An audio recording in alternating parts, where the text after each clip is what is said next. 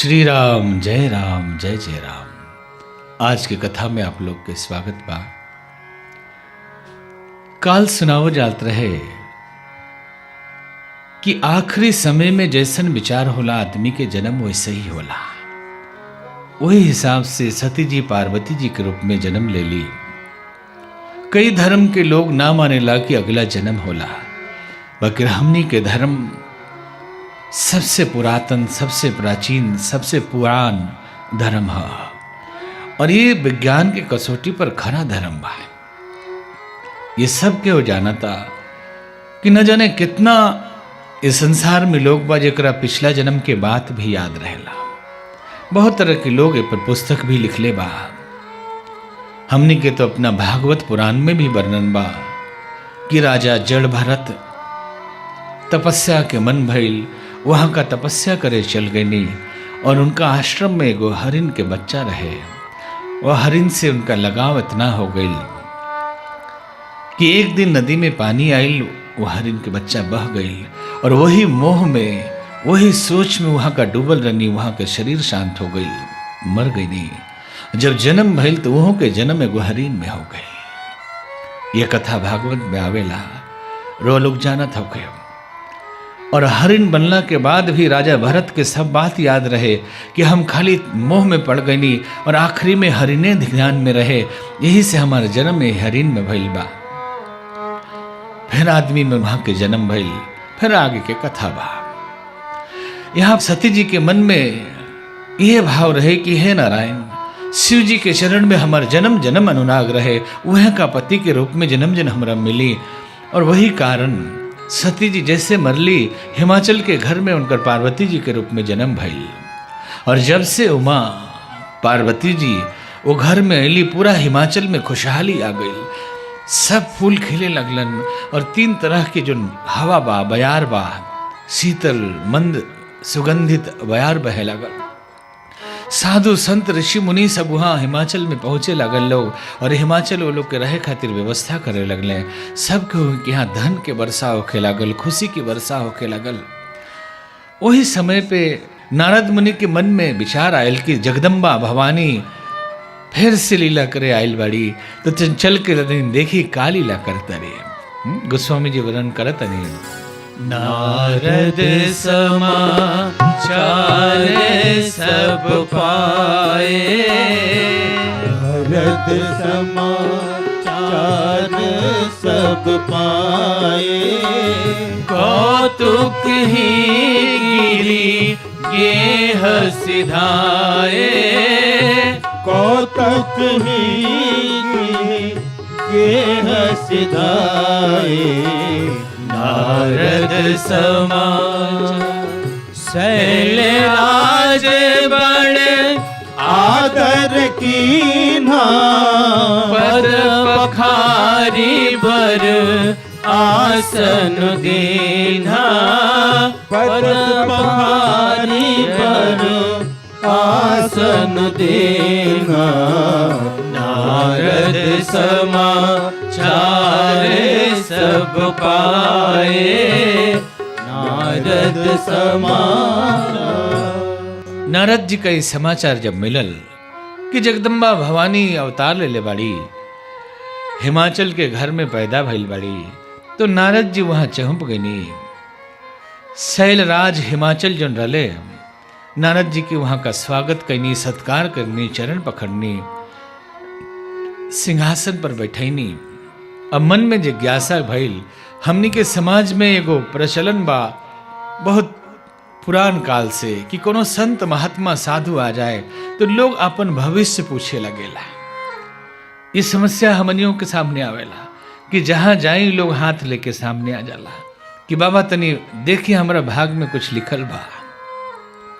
ठीक बा, में कोनो खराबी नहीं खे कि पुराण चलल आ रहल बा। तो यह बात वहु जा भइल कि नारद जी जब आईनी तो हिमाचल जी पार्वती जी के लेके पहुंच गनी कि तनी बेटी के देखी बा कुंडली, तनी कर हाथ के एकरा भाग में कुछ लिखल बा। जब नारद मुनि देखनी तो हंसे लगनी कि यहाँ का तो जगदम्बा भवानी है, आदि शक्ति है, शिव जी के अर्धांगिनी है, इनकर भाग हम का बताए। बकर ठीक बा, हिमाचल का कुछ बतावे के बा उनका के तो बता दिया। तो नारद जी कहता नहीं कि हे हिमाचल, तू बड़ भाग बाड़ा, तार भाग बहुत बड़ बा, तार बेटी बहुत सौभाग्यशाली बाड़ी। इनका नाम उमा, अंबिका, भवानी, जगदम्बा, दुर्गा, शैलजा, शैलपुत्री, इस तरह के इनका नाम हुई। और इनका नाम के लेके जिस धरती पर नारी लोग बा वो लोग के कल्याण हो जाई। बाकी इनका भाग में वो खोट बा, एगो भाग में इनका खराबी बा। अब इस सुनते ही सहम गईले हिमाचल कि बाबा तनी जल्दी बताई का खराबी बा, ऐसा सुंदर बेटी हमार बिया और एकरा भाग में खराबियो बा। तो कहले कि खराबी तो ई बा हिमाचल जी कि एकर बियाह जो ना दुल्हा से हुई, जो ना लड़का से हुई, वो लड़का के कोनो कुल खानदान ना हुई, ओकर कोनो बिजनेस व्यापार ना हुई, श्मशान में रही, कपड़ा लता आदमी जैसा ना पहनी, भूत प्रेत जैसन रही। पहिल का जन बियाह है एकरा पहले भय रहे शिव जी के सती जी का साथे। तो संत लोग कहेला कि जब बियाह करे शिव जी गईनी दक्ष के यहाँ, तो पंडित जी कहनी संकल्प में कि बबुआ नाम बतावा, अपन नाम बता दनी। तो संकल्प लिया था अपने बाबूजी के नाम बतावा। तो शंकर भगवान परेशान हो गए, बाबूजी तो है नहीं कि हम केकर नाम बताई, कि हम तो स्वयंभू हैं। तो हजाम जी बैठे रही हो जा, कहते कि बाबा ना बताए तो बियाह ना हुई, नमो बता दी। तो बोले केकर बताई, हमारे बाप है नहीं खन, हम तो अपने से पैदा होनी, न पैदा होनी न मरे नहीं, हम तो स्वयंभू हैं। तो कहने कह दी कि विष्णु भगवान राउर बाबूजी हैं। तो कहने ना हो हमारे बाबूजी, तो कैसे बता दी। तो कहले बता दे बियाह करे के बा कि ना। तो कहले बता दे, ठीक बा, विष्णु नाम है हमारा बाबूजी के। तो कहले कि ओम विष्णु विष्णु श्रीमद भगवतो महापुरुष से विष्णु आज्ञा पर्वतमान से द्वितीय प्रारब्ध श्वेत बारह कल्प पे सब मंत्र पंडित जी पढ़ देनी। कहतनी बबुआ अपना बाबा के नाम बताओ। तो कहल बड़ा मुश्किल से तो बाप भेटल बड़े, अब बाबा के नाम कहाँ से ले आई। तो हजाम जी बैठे रहने कि बाबा बियाह नहीं करे के, इस संकल्प ना पढ़ाई तो बियाह ना हुई। बोल दी ब्रह्मा जी हैं बाबा। तो कहले कि ठीक बा, ब्रह्मा जी हैं बाबा।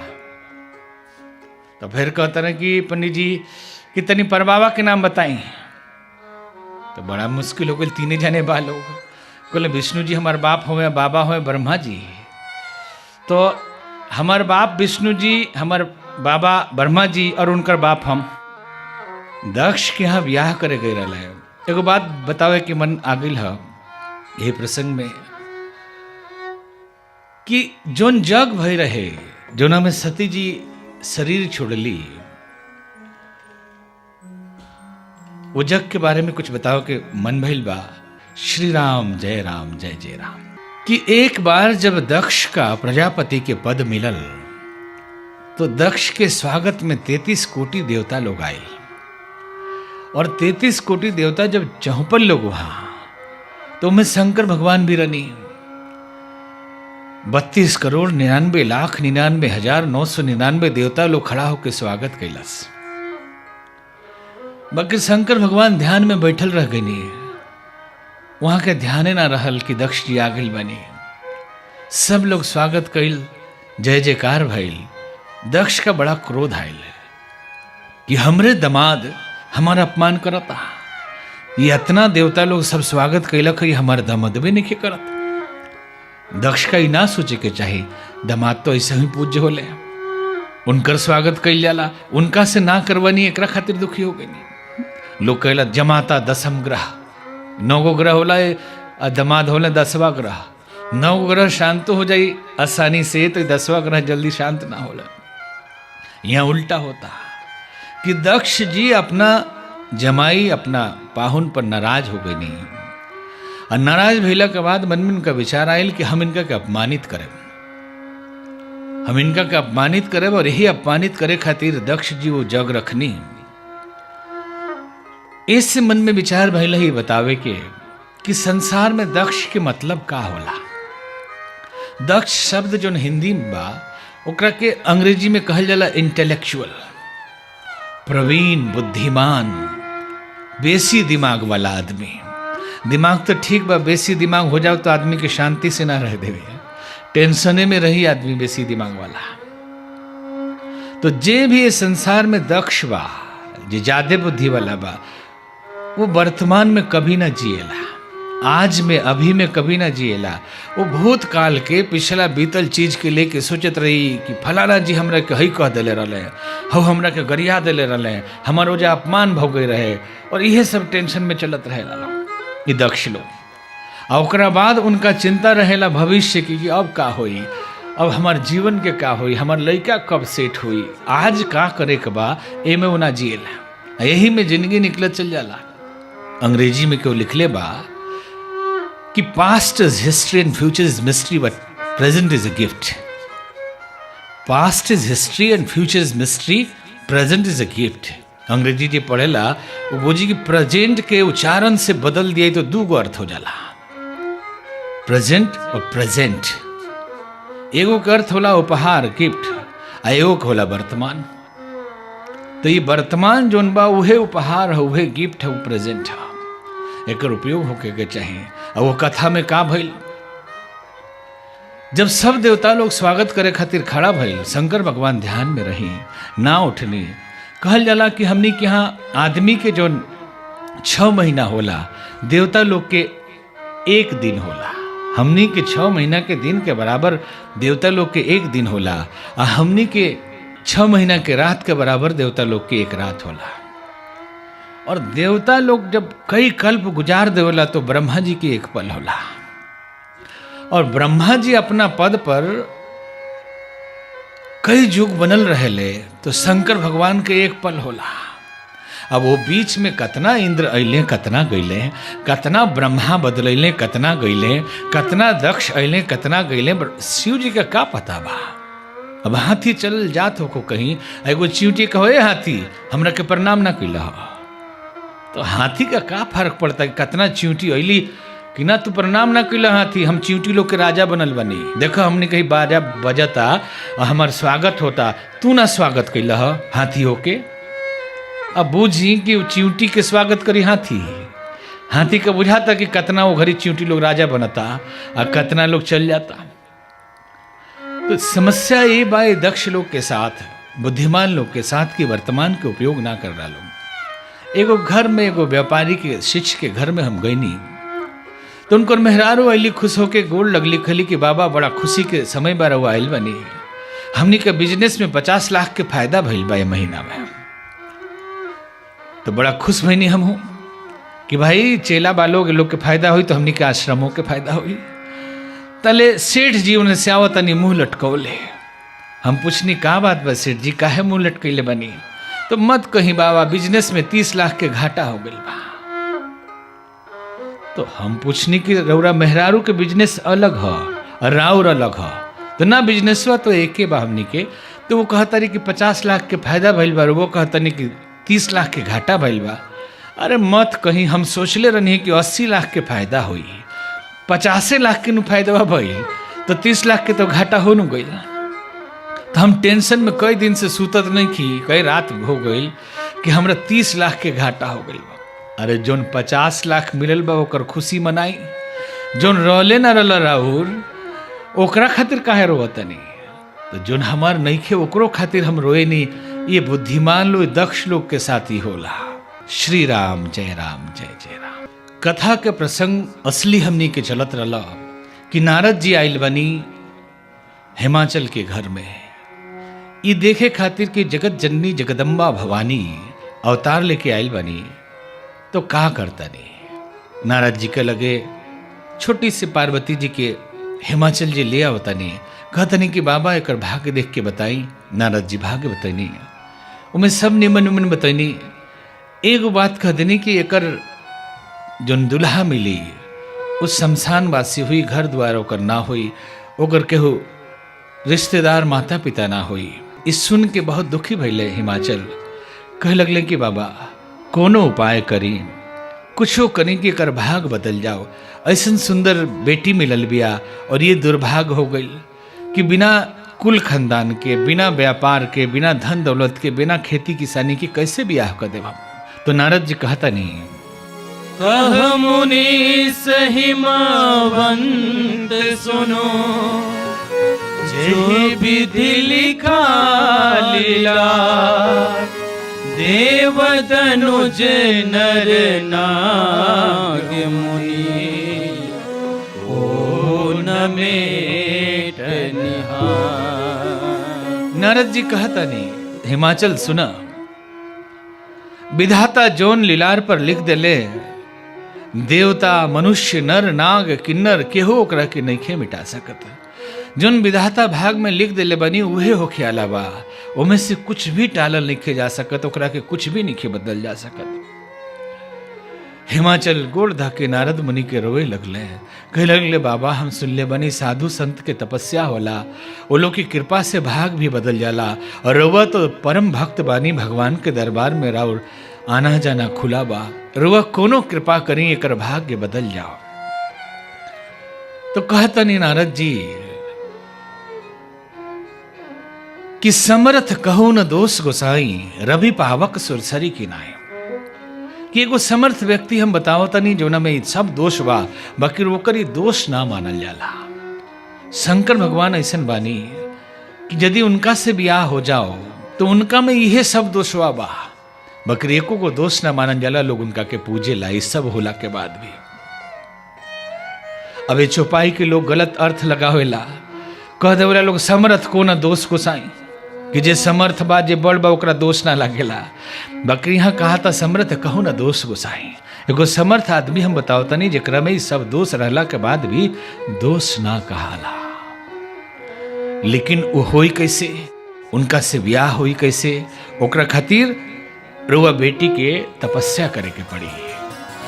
जो तप करे कुमारी तुम्हारी, जो तप करे कुमारी तुम्हारी, भवि उमेटि सक हहि त्रिपुरारी, भवि उमेटि सक हहि त्रिपुरारी।